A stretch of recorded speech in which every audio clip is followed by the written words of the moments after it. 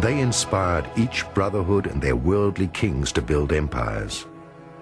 All wars were instrumental in introducing new historical eras and in creating the history of the human race. It was the old game when two parties fight, the third party and its agenda remain hidden. Thus all world leaders were led by the third power in order to fulfill the world plan of creation.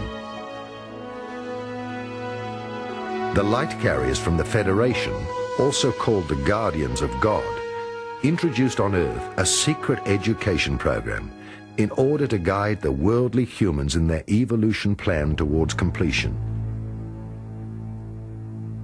They are akin to what we call in the biblical tradition the archangelic, or in the Eastern tradition the avatars or maha-avatars, those who bring the divine science or the Dharma, the teachings of light.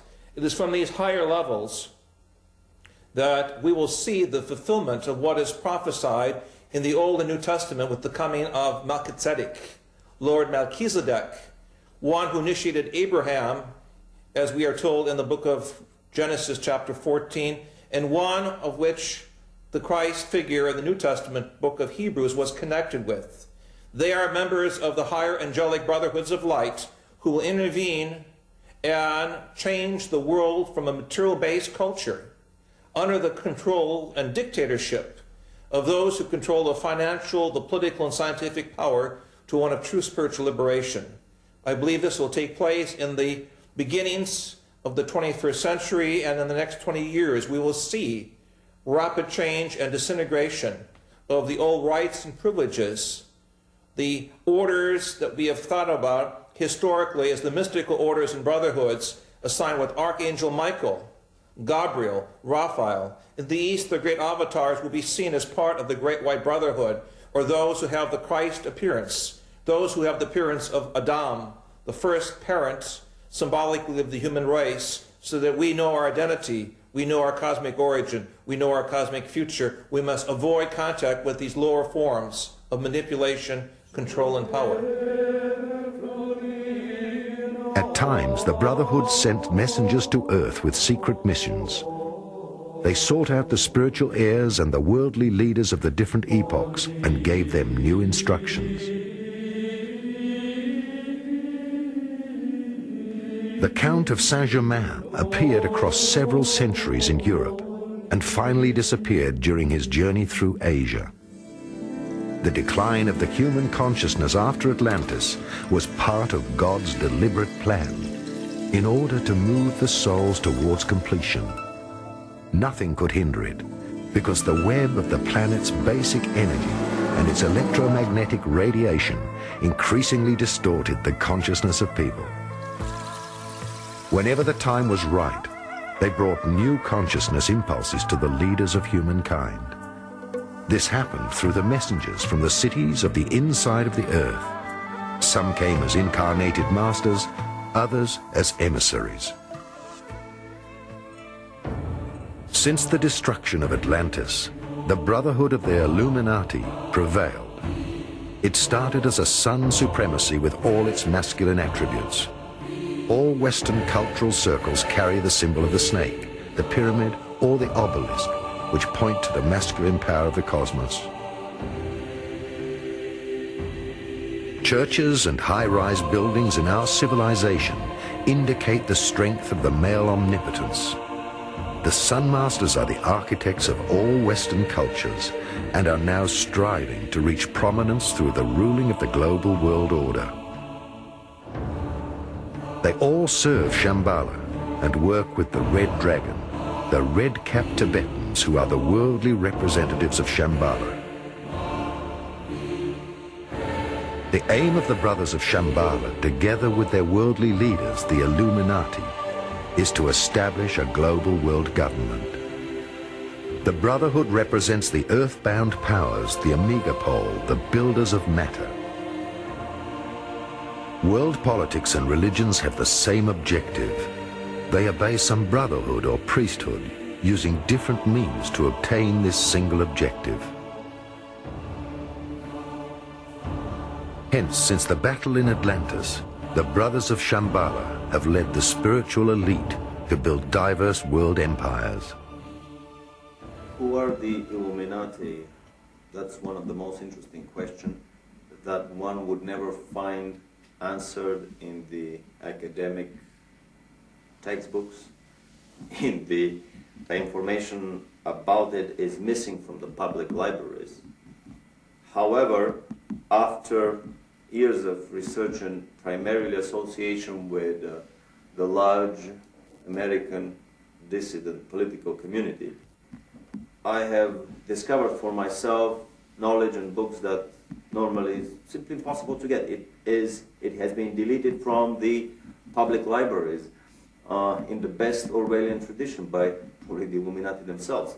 Whether the Illuminati are the topmost layer of the secret societies on the planet is not that important a question. There may be other levels above them. What is important is that the Illuminati are the interface between the secret societies, this pyramid of secret societies on the planet, and the extraterrestrials above them. There are many books that indicate that, let's call it the Politburo, the Illuminati has members that are either extraterrestrials that beam down for every meeting, or even the rumor is that Lord Maitreya himself may be materializing for some of the more important meetings that they have. So basically, the Illuminati are the quiet, underground, low-key interface between our secret terrestrial government and aliens above it, aliens which themselves, who themselves are subcontracting for even higher levels of celestial management structures. What is the political program of the Illuminati? What is their political manifesto?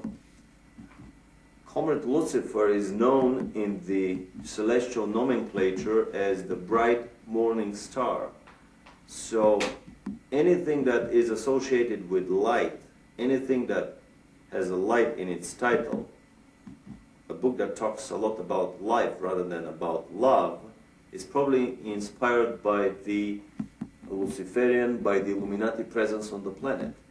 And basically the Illuminati are the secret political party that has to prepare the political, the philosophical, the religious, and the cultural groundwork for the establishment of, should we call it the second coming, the millennium? What happened to Agartha? The Moon Masters, the Luminari, the immortals who lived in Agartha represented the spirit-bound, the Alpha Pole. The Masters are the protectors of the spirit. They have whole physical etheric bodies and can materialize at any time. They are the keepers of the magnetic field of the earth and of its karma. They are the other polarity, the spiritual alpha powers. They work together with the Masters of Light.